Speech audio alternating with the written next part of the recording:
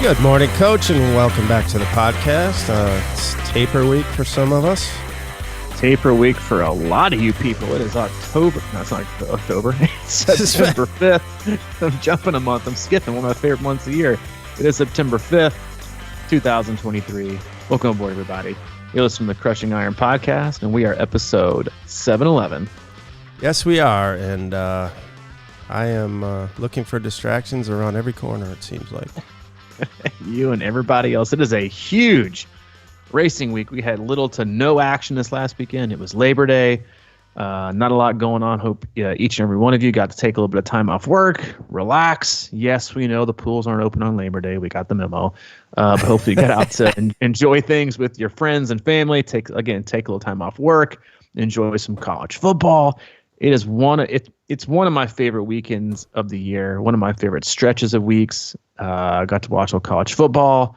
I'm a huge tennis fan, so I was engrossed in the U.S. Open. Americans are taking charge this year. A lot of good athletes playing. It's actually leaning ourselves into the topic of the day too. So great weekend. You got a lot of people racing. You got Santa Cruz 70.3, Ironman Wisconsin 70.3, Atlantic City 70.3. Can't forget Ironman World Championships are in Nice. The men are doing that this coming weekend, and if you don't know the course, you should take a gander because it is. I'm just going to tell you right now, a lot of people are giving, wish it was still in Kona and it wasn't split, and I get it.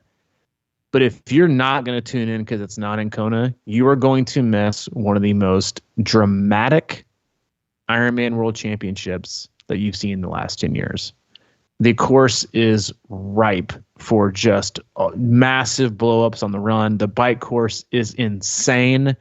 It's just going to be awesome. The descents are like Tour de France-esque. I mean, it's going to be awesome. So again, put your heartfelt, obsessive nature of all things Kona aside, and watch some of the best athletes in the world, on the professional side, rip it up in Nice, and it's going to be awesome. I'm pumped to track it, pumped to watch the replay because I don't know how far ahead France is. But again, a huge weekend. Awesome. You might not weekend. sleep, dude. I know. This weekend. You need sleep at all, so I'm going to try to bank some of that early this week. My Vols won. They looked okay, but they're just trying to get their engines rolling. Your Badgers got to win. As usual, LSU came out of the gate overrated, got a loss. Great to see Clemson lose last night. Listen, the Gators lost. Things are great. My life is clicking off pretty good right now. Jeez, man. Yeah, you got to roll on that train. Yeah. I didn't realize that. Who'd you say lost last night? Clemson got drummed 24-7, I think, by Duke. Or 28-7. Not Duke. Really? Oh, yeah, it is Duke. Yeah. Yeah. Wow. Yeah, it's just always funny. Like, the tide is turning out there, I think. Tennessee whooped them in the bowl game, but they're ranked behind them as if preseason rankings mean jack anyway. But yeah, we got a lot to get into today. I got a solid topic for. I think you're gonna buy into it. Before we get too far along, it's your first time tuning in today. Welcome. We appreciate you giving us your time. We know you have quite a lot of options in the triathlon podcast universe and just podcasts in general. Time is very valuable, so we appreciate you tuning in today. We cover it all. We do swim, bike, and run specific podcasts. We do race recaps and also a lot of race previews. But for the most part, Mike and I, as coaches, athletes, best friends, we just sit back, relax, have an open and honest discussion about what we're going through in life, not just as human beings, but also as coaches and athletes ourselves. We also talk frequently about what our own athletes are going through. Mike and I work with a wide range of athletes all across the globe, from beginner level athletes doing the very first 5K or sprint triathlon, all the way up through elite level amateurs trying to get back to world championships, and everyone in between from all over the globe. And we use the feedback loop we have with them and Trinity Peaks, emails, text messages, and the like to drive the discussion today. We also utilize our Facebook group. You can search that, Crushing Iron Group. Answer one simple question. We'll let you right in. Awesome people, fantastic community, solid resource in a sport that is oftentimes way overcomplicated, way too confusing. It is a solid space with minimal to zero freakouts and lots of great information. So be a part of that community. Don't be a lurker. We'll go on there about once a month and do a little bit of a Q&A, take the pulse of the community, answer as many questions as we can. But that is it. We don't do sponsors. We don't do ads, but we do have an agenda. And that's to keep you happy and healthy in your endurance sports journey. What a great philosophy. A great philosophy. Speaking of philosophies, Yeah. how are you feeling going into race week? Well, I feel okay. It's that week. It's such a weird week because you feel a little sluggish and you want to, stay on the game, but you're kind of tired and you get caught up in Netflix and that kind of thing. Yesterday I did my annual tire change to go through the, flat procedure and get Proceed. get back into that. And of course, new tires, man, are a little dicey at times. And I was really wrenching on that thing. And I've been nursing this kind of wrist thing. It's just it was getting better. And I really got after it, man. And it's kind of bugging me, but I'm ready to go. I feel pretty good. It's just, now you're like, what do you want to prove? What do you want to show? I'm just trying to kind of keep my arms and legs in the same motions a little bit. That's right. Listen, I don't worry about you. If anybody's a gamer, you're a gamer. I might need a shot of cortisone. Listen, whatever it takes, right?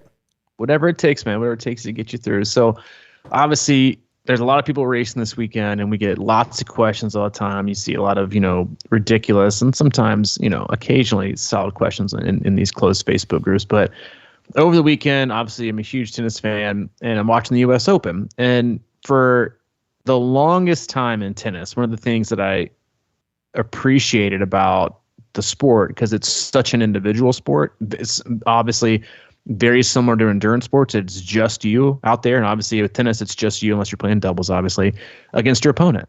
You could have 20, 30, 40,000 people watching. For the longest time, there was no coaching allowed. None. Couldn't say a word. They could sit there and be in the player's box, the team box, right in the front row, 10 feet from their player, and they could know exactly what they want to say to help their player, change their, maybe change strategy or finish, their forehand more, or whatever it is, serve out wide, whatever. They can't say a word. It was illegal. Well, a few years ago, they changed that rule and they allowed some coaching, right? Just very, very limited in between sets. Well, now here at the U.S. Open, one of my favorite tournaments to watch because it's American soil, and then the crowd just goes like bonkers for any American that's playing. Coaches can basically say whatever they want to in between each point. Come on, really? So yeah, it's the first time it's ever been like this. And so I'm watching Coco Gauff, who's 19 years old. She's American, playing Caroline Wozniacki, who used to be one of my favorite players. She just came back from having 2 children. Literally her 4th match back, and she's playing awesome. She's playing really, really well. And I think Coco Gauff wins the first set. Caroline's basically just owning her in the second set. And in between every single point, Coco Gauff's coach, Brad Gilbert, who was one of my least favorite commentators and coaches in the sport, just won't shut his mouth. He's just chirping, chirp, chirp, chirp, chirp, after every single point. Come on, Coco, do this, do that. Finally. And the commentators and the announcers keep saying that nobody likes it. One of the great things about, and they said one of the great things about tennis, and again, it's very similar to endurance sports, is let them figure it out on their own. They will figure it out. And it's best they figure it out, because the next time they can do it even quicker. And finally, she turns to her box and she mouths and she says, "Please stop talking." I do love it. All right. And then she rips through the next 10 games and blows Wozniacki off the court in the 3rd set.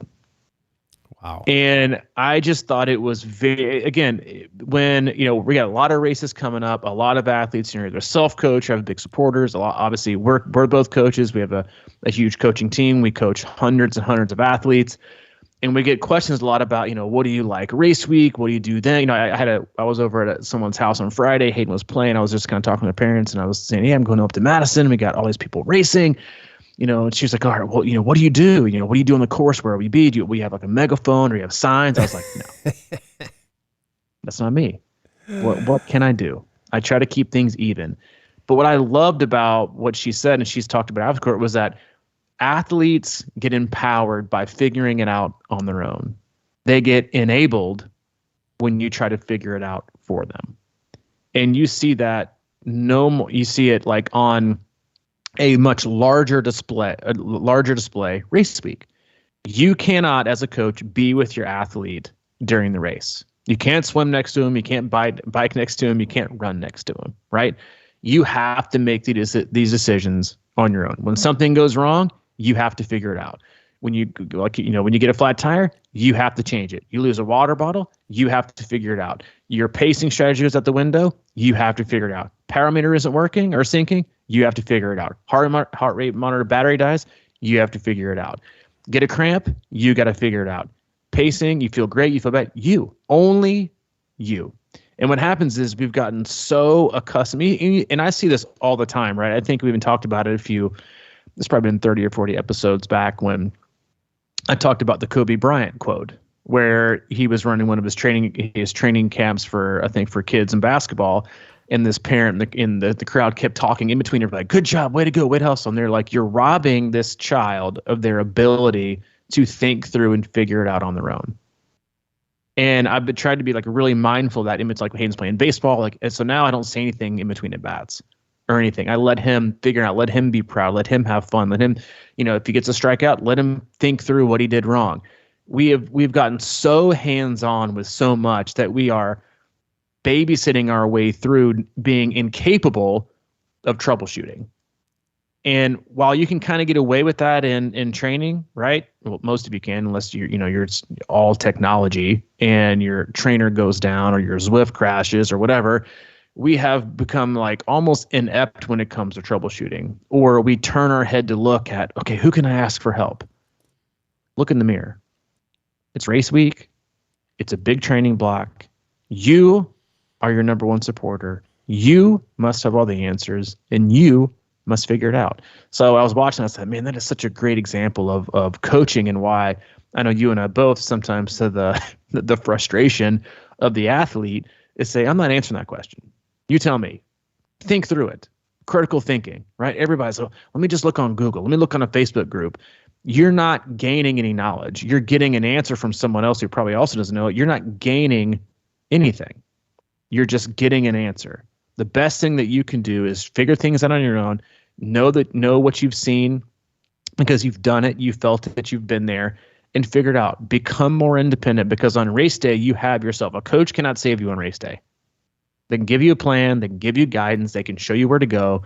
They can lead you up to the starting line of the swim. But as soon as the gun goes off, it is a race, an independent race just within yourself against yourself to get to the finish line. You cannot look to anyone. You can't expect anything from anyone. And to do that, in my opinion, because I know a lot of athletes, like, they have to have their coach there. They need this, need that. You should create, as a coach, self-sufficient, almost autopilot athletes who really don't need you. It's nice if you're there, but they don't need you because they know they can do it all themselves. Yeah, I was just trying to think back to that time when you rented that bike and rode alongside me on my race to support my run, telling me how to your form. Get the knee up. Get the knee up. No, it's just really. I mean, that's kind of what I always talk about, I think, is that in training, I really do. I'm like a troubleshooter all the time. Like I always talk about, taking pressure off of my knee if it feels weird or something like that. And I think that really is where it starts, right? You got to do that. And you get to these race venues. I think I remember two things I've ever said to athletes on the race course, during the race instead, because it is funny. I remember when I first got in it, I would see coaches running alongside of their people all the time and telling them what to do and all these strategies for right in the middle of the race. And I thought that was like, wow, that was kind of, it can help, I think, if there's some kind of if you have some kind of solution to GI or something like that going on and they're just not thinking straight and that kind of deal. But as you go, it's one of those things where you have to be able to figure it out. And that's kind of what I've been doing this week. And one of the things is with taper, obviously you get all these emotions and you get all these kind of, phantom pains that we talk about and, oh man, this hurts now. I don't know. And my whole strategy this whole week is just to not think about shit like that because I know it comes. I don't know if it's just through doing so many of these races, but you can't get caught up in that because it's not real most of the time. And it's just sort of like your mind is so trying to not be focused on the race, but it's always there. It's just, I always call it the biggest elephant in the room. It's just sitting out there waiting for you. And every little movement, every little thing is a tweak. And you're like, damn it, now I'm great timing, all this stuff. And I do think that those are the things that athletes have to figure out on their own. And there's so, I mean, you think about how much training you do and how many, the canvas is there and you just paint it all summer long. And now here you are, and you can have strategy. I think the more I do these races, the more I get back to the fact that they're mental, and you have to, this week is just build up confidence and build up belief systems in yourself and be relaxed and know you're going to get after it. And it's going to be something you've done all the time, because it's so weird how you can kind of taper and take a day off here and there this week. And it's so hard for people. And, you legitimately feel like you forgot how to do stuff. And it's just like you've been doing it for 8 months straight, almost every day. And then kind of have that thought sneak into your head that's like, man, how do I even swim? I don't even remember it. And then, you get in and it's like it just comes back. So it is such a time for believing in yourself and figuring stuff out on the fly, because you've done it so much that, now it's time to kind of show up and the pressure we put on ourselves with these races. And I've really been trying to get my head wrapped around this idea of just going to Madison, have a good time, have fun out there. It is a beautiful day of supported racing that we never get. And that to me is really the key to it. I mean, you can sit here and plan in your head all you want, but it's really going to come down to that day and what happens and how you handle everything and how you execute, and, just take it as it comes. It's funny you say that about, just going out there and having a good time and relaxing. And I think that's one of the biggest, things that people miss out, right? Is that the ability to escape on race day, and the ability, right, when we go through these, because as a coach, a lot of times what I see from athletes is, I call it confidence based on proximity.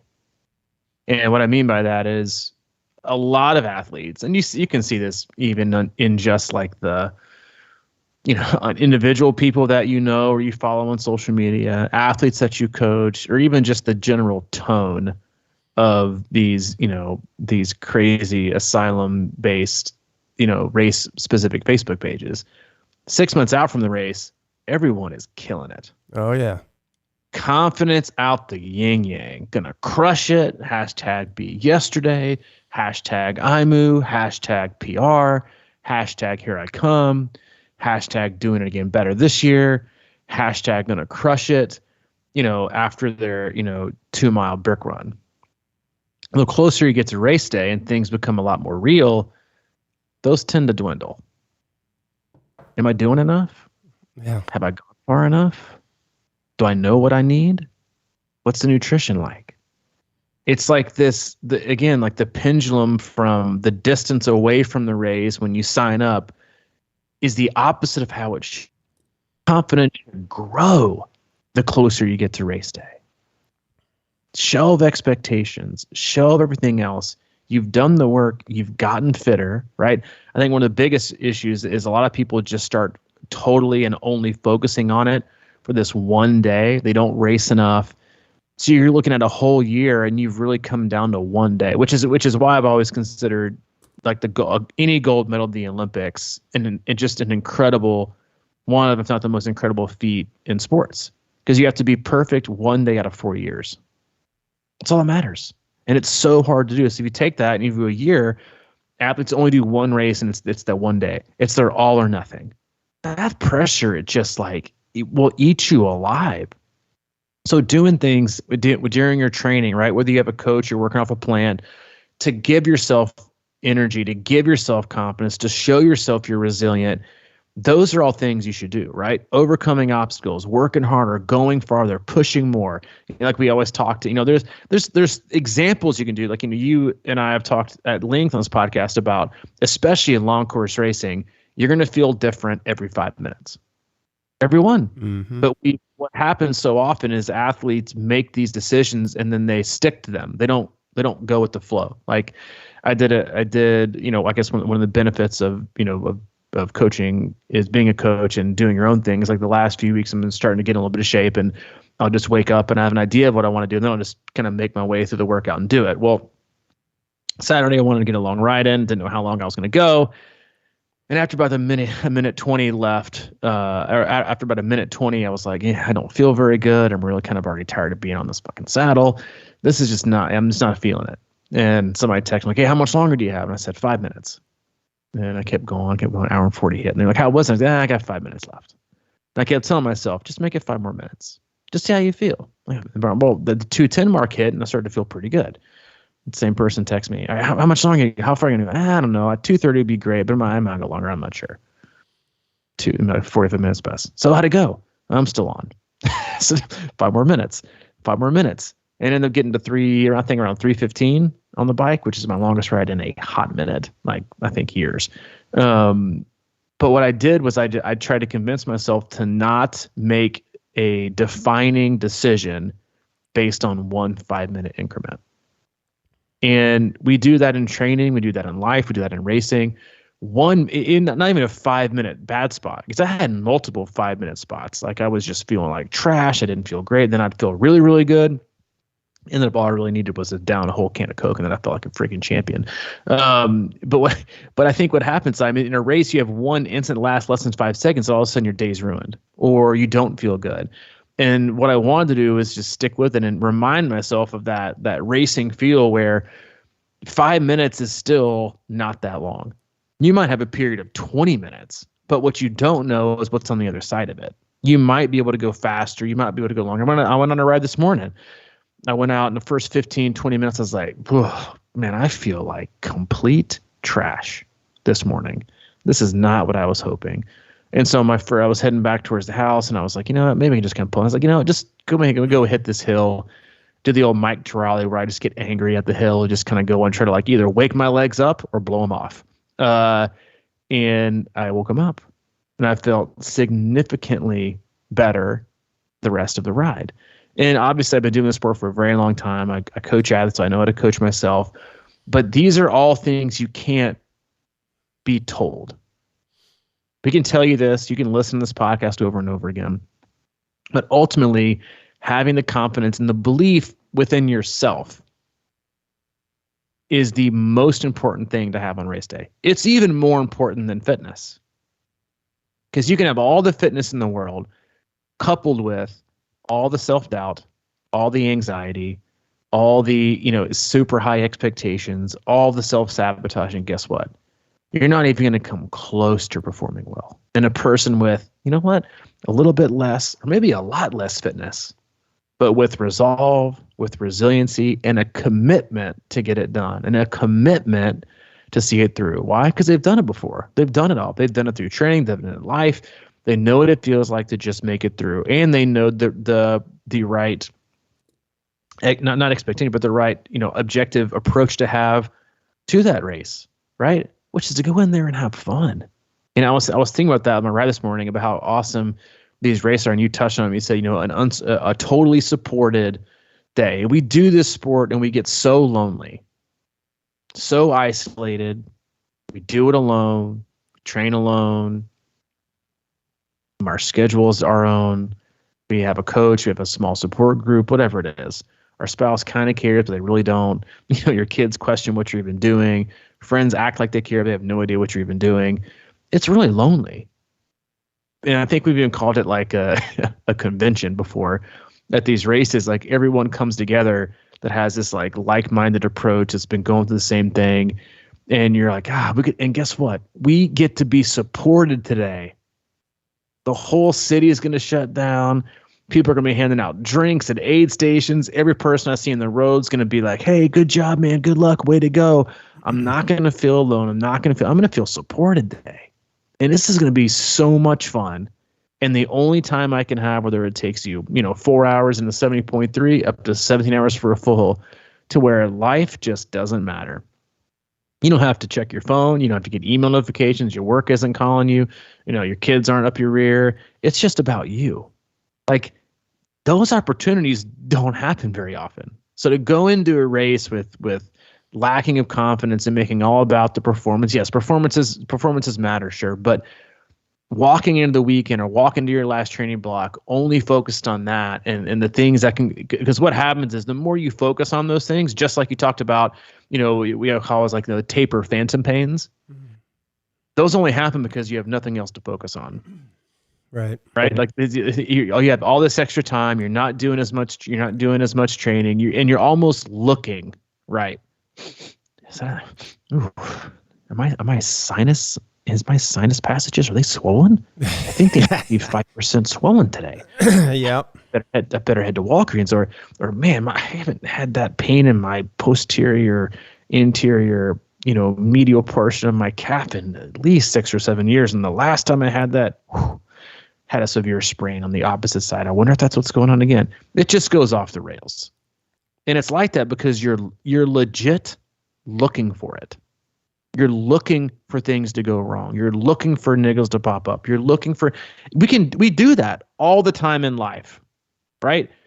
You do it when you're looking to buy a car. All of a sudden you're like, yeah, I think I want to buy a Cadillac SUV. You know what happens? Everywhere you go, all you see are Cadillac SUVs. You're like, it's a sign. I'm seeing them. Is there more of them? Nope. You're just looking for them. We do that taper week because there's that we have all this extra time, and that's what also happens on race day. When you look for things, when you have so much invested emotionally and mentally, not physically, but when you have so much invested mentally and emotionally for the day to go great, you will not look for opportunities to overcome. What most people will look for are ways for it to go wrong. Might not be wetsuit legal. There goes my race. Not going to do well. I can't do it without my wetsuit. I can't do it without my binky. I can't make it. What? No. Start telling yourself that it doesn't matter what the motherfucking temperature is, that you're going to get done 1.2 or 2.4 regardless. Stop checking the water temp. Look in the mirror. Look yourself in the eye and saying, I don't care what it is. Wetsuit or not, I'm making it. But people don't. They look for the opposite. Ooh, there's a wind coming at 15 miles an hour out of the southwest. That's really going to cut into my time. I wonder if I'm going to be safe going down the downhills. Ooh, there goes my PR. What? We look for these things. What you should be doing is looking for ways to overcome, looking for ways to be resilient, looking for ways to have fun, looking for ways to shift your objectivity, because that is when the magic happens. And guess who can do that? You. I specifically asked all my athletes that are racing this coming weekend, come find me in person. Come see me. Am I going to give them a 45-minute Jimmy V speech to get them pumped up for the race? Hell no. I'm going to give them a hug, tell them I love them, and say, go have fun. That's it. Because that's all you need. Because the more rah you get, the more you're going to demolish it. You're going to crush it. I know people love to say that, but it puts pressure on athletes that most of them, frankly, can't handle.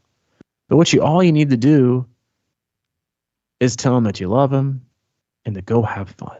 Because what that does is it kind of derobes a person's a hard, tensed up, inflamed exterior, right? That you can always see it, right? Walking around on race day. You and I have been talking about, one of my favorite things are the swim start, kind of corral videos you used to shoot. And you could always see the ones that were wound up so tight, I think they're going to cramp before they get in the water from being so tense. And then you see the ones that are like laughing and joking and appreciative. Those are the ones are going to have a good day. Why? Because they already decided it. They already decided they were going to have a good day. So again, when you're going through these training blocks and you're taking time to visualize things, and you're going to focus, on how your race is going to go. Focus also on not just the performance, right, but how fun it's going to be, who you're going to do it with. That stuff lifts you up. And again, there's not a coach that can talk you into a great race. There's not a family support that can talk into a great race. It's up to you. And I think that's great. That's why endurance sports are so wonderful, right? It makes us work for it, not just from a chin down, but from our head up or from our chin up. It is mental.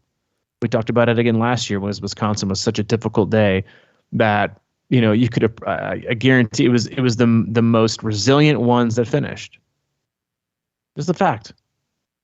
the most resilient ones. And that was a choice that they made.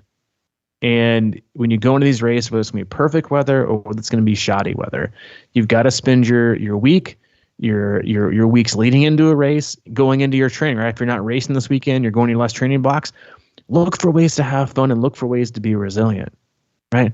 Well, I had a 4-hour ride and I got a flat tire at 45 minutes, so I decided to call it a day. What?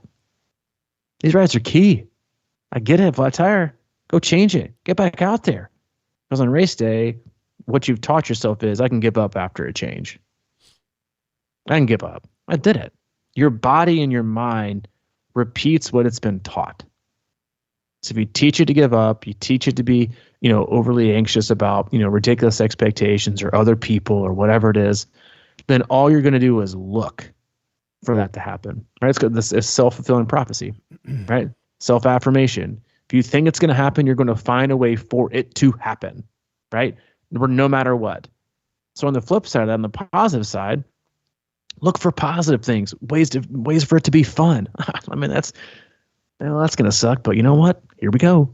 And that's just kind of the, and you're when it comes to racing, like that's something that you're really, really good at. And I think a lot of athletes could be so much better off and have so much where it's kind of just like you're grinning and smiling in the face of, a big pile of shit. When most people are like, man, this is like really, really going to suck. I'm actually thinking about this yesterday when not the same thing, it's slightly off topic. It's I think more of a Mike-ism, but I was walking Waffles the other day and, he takes this huge shed and I'm picking up with the bag and I'm like, how weird is this? Like if I saw some 7-year-old kid drop a deuce on the side of the road, I'd be disgusted and I wouldn't touch it from a 10-foot pole. But your dog does it. It could be 7 pounds. And I'm like, I got this going right along. It's just so incredibly different, which is weird, but that's because dogs are great and people are, borderline medium. Wow.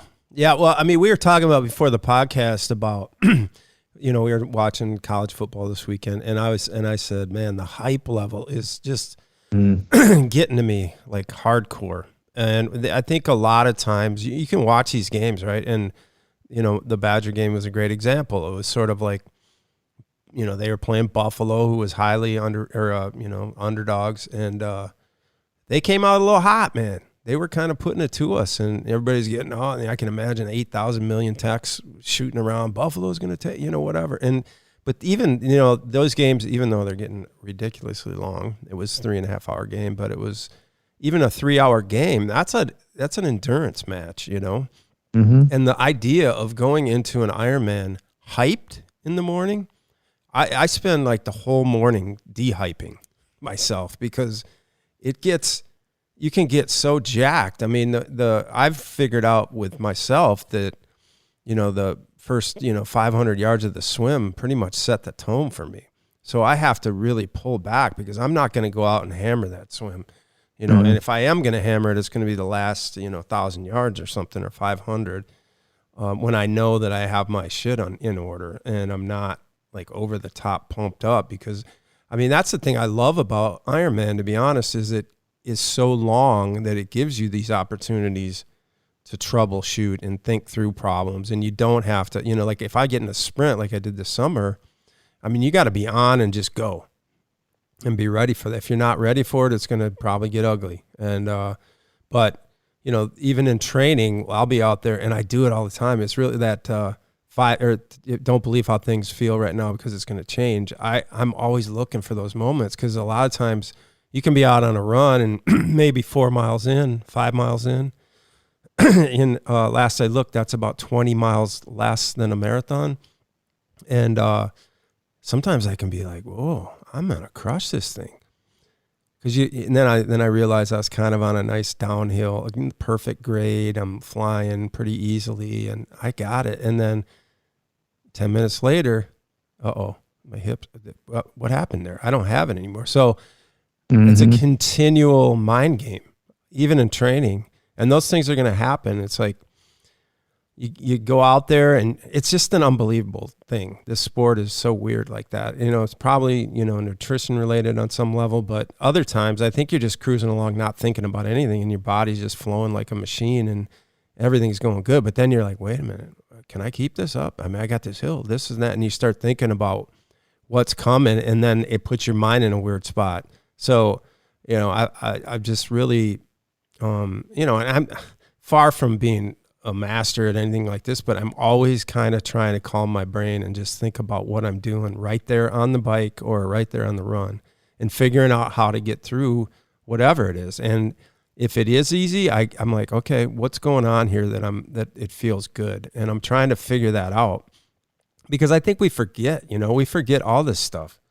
Like in train or like taper, what you said about, like thinking about the old injuries and worried about all that kind of stuff, that's so easy to get in your head. And I think we forget that really what's happening is there's these little pains that are going on because your body is just mending and healing. And it's this inflammation that's kind of taking care of all the training and hopefully getting you, basically healed up and ready to race. And it's the whole week of that is like, so I just think it's so easy to forget these things, even though we've done them hundreds of times in training and all these kind of things. We wake up and, I remember when I got in the sport, and I think it was maybe like an early run camp or something like that, when we run like every day. And that's something that I've never done, right? And you wake up and you're like, holy shit, I can't even walk. Am I going to try and run? And then you kind of go through it, and then it feels good. And it's like,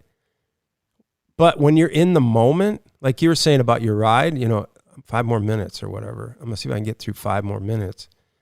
It's so hard to remember that because your body is saying, nope, we're not doing this. Your mind's saying, nope, we're not doing this. But I can't tell you. I mean, how many times I've told people that I've gone out on training rides and for the first 2 hours, didn't want any part of it. And then something magically happened at the 2-hour mark and I felt really good. Or deep into rides when you're like, how does this even happen? It's so hard to believe and trust that process. I think, you can, and also most of the times I get out of the swim and I get on the bike and I just feel like I can go for 100 miles. So I'm always de-hyping that too, because I know that, I haven't ridden a lot, the week leading up, and my legs are real fresh, and I just had a nice, wake up call with the swim, and I got warmed up, and you rarely do that before you cycle, and you get on that thing sometimes and you just feel like $1,000,000, but you got to realize that is going to change too, most likely. So I don't know. I just think it's all about kind of negotiating with yourself about how you feel and not really trusting it, until you can. And that can be interesting too, because toward the end of a race, when you might feel like, oh my God, I'm going pretty good here. I don't know. I better slow down. Sometimes you got to trust it too, like this feels okay. And, when you're going faster, sometimes it feels easier. And if you have a good rhythm with that, you got to accept it. I remember like figuring shit out last year. What happened at Wisconsin? I couldn't figure anything out, but I kept trying. When I got back to the last 6 miles on that dark path by the lake, and I couldn't run. I couldn't figure anything out. And I just got into this weird run walk strategy. And I ended up having a pretty strong finish, considering that was a terrible race. But considering the first 2/3 of it, I finished, I thought, fairly strong, because I could have easily just given in and gone off the rails. But it was just a matter of what can I do now, just to keep moving and to not completely, fall off into the lake, which was very tempting. It's kind of like that. we can cap it off here since we're tapering this week, trying to keep it crisp but keep the intensity up. Every 5 minutes, you kind of have this choice, right? And this goes with training rides and runs and swims and even daily life, right? And the things we have to go through, and then especially in racing. It's going to be hard and it's going to be painful, but how do you want to remember it? 5 minutes, you're in pain, you can quit. You're going to quit with regret.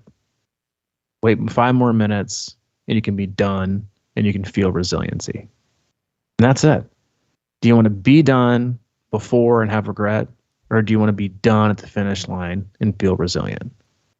It ultimately comes down, no matter how fast you're going, no matter how slow you're going, no matter how long or short you've been out there, it is the battle of 2 R's: regret or resiliency. And outside of a crazy mechanical or crazy something else, 99% of the time, you get to choose. Door number 1, regret. Door number 2, resiliency. But the thing is you can't go into the race expecting either. You have to teach yourself along the way, I can be resilient. I can be resilient. If you quit when everything's, when things get hard, or the forecast is calling for 15% showers, and I just decided to bag it today. I didn't want to risk it. And guess what happens? Sunshine, 75 degrees, partly cloudy. You missed it. Race week comes. Oh God. It says there's a chance of rain, and what if it rains on the bike? I don't know what I'm going to do. You feel that way because you're afraid to bike, period, when there was a chance of rain. You taught yourself that you're going to end up being nervous, having regret, not feeling it, versus a person who really doesn't give a shit. Like, yeah, I'm going to go ride. It'll be fun. See what happens. Race day comes. Like someone like you. I want it rain. I want to. It's like, it's like the talk about the teams that usually they talk about basketball, but like they kind of want this kind of down in the trenches. They don't want to be, they don't want it all, playing the Superdome on turf, spread offense. They kind of want this game in the trenches, because if it comes down to speed and athleticism, then they're going to get their doors blown off. But if they can keep it in the trenches, right, the offensive line, defensive line, they can play really, really hard. Maybe it's full court press. We can kind of muck it up. The more we muck it up, the better chance we got, because we'll know we're going to be stronger in the fourth quarter. We know we can make it happen. That's how teams win. That's their identity. They might not have chosen it, right? That's just the cards that they got dealt, but they embrace it, right? And in Ironman, it is not about how fast you go. It's about how little you slow down. It is about how little you slow down. In the last 10 miles, or the last 6 miles, 7, 8 miles of 7.3 are going to be incredibly painful. Whether you're running a 7-minute mile or you're trying your hardest to fast walk a 15-minute, it's going to suck. But the relief you find for being resilient when you cross the finish line makes it go away, right? Like we talked about, people who can't run for miles somehow are able to run a 5.6 40-yard dash down the finishing chute. They finally got it, because that finish line removes all that pain, removes all those thoughts and those feelings. But the regret, that'll stick with you. So, when it comes down for race week, or your last training block, or the ride you got this weekend, or the run you got coming up, go into it and make those choices before you start. This is going to be good. I'm going to have fun. It might suck, but you know what? I'm going to get it done. Because those things you're going to remember. You create your memories, right? And how you deal with things, how you overcome obstacles, how you prepare yourself. You make yourself the resilient person that you are, right? And that is a choice that we all make in all areas of life, to either stay, I have this conversation with plenty of people before. Everyone is a victim of something at some point. But it's your choice to continue to stay and act like a victim moving forward. Or you can choose to move on. You can choose to overcome. You can choose to deal with it. And you can choose to be better, stronger, more resilient, more positive, whatever it is. It's a choice. So going into training, going into your racing, no matter the length, no matter the time you want, go into it with that mindset that you will come out victorious no matter what happens. Yeah, and I think the last thing I would say is that, the part about having fun, there is a lot of people, if there's good weather at Wisconsin, there'll be a lot of people out there supporting you, and that'll be fun, but it won't carry you. It'll give you a little extra boost. And I really, I don't know if anybody can really understand this, but like, I like the idea of having fun in my own breath. And I think you know exactly what I'm talking about. Sometimes you're just flowing, man. And if you can just stay there and then use that little extra boost on some of those hills out there when people are slapping you on the ass as you're riding up and screaming at you, that's great. And then just get right back into having fun in your own breath, because those are nice little boosts that'll help carry you. And I always depend on them, as I've talked about many times. But that's it, man. It's very difficult to do that, but you know that feeling.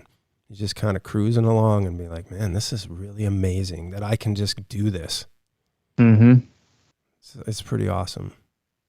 It is awesome. And you're awesome. And all you listeners, you guys are awesome too. And my 7-year-old who's home from school today, he's also awesome for not bothering me for the last hour. So shout out to Hayden for making this a smooth call. We hope to see as many of you as possible that are coming in Madison this weekend. Obviously, if you're not, we wish you the best of luck in all your races and events and even your training. If you're in Madison, we put up a schedule of events. I'm sure it's on Instagram. It's on our Facebook page. Come find us one of those. Come say hi to us. We'd love to see you, because we're going to have a lot of fun in Madison as our home away from home. As always, we love you guys. We appreciate you. Go to our website, c26triathlon.com, and it's our one-stop shop for all things coaching, camps, and community. If you need anything from Mike, he'll be available late next week, but he is available at crushingiron@gmail.com. And if you need anything from me, c26coach@gmail.com. All right, buddy. I will be talking to you, man. Talk to you tomorrow. See ya. Later.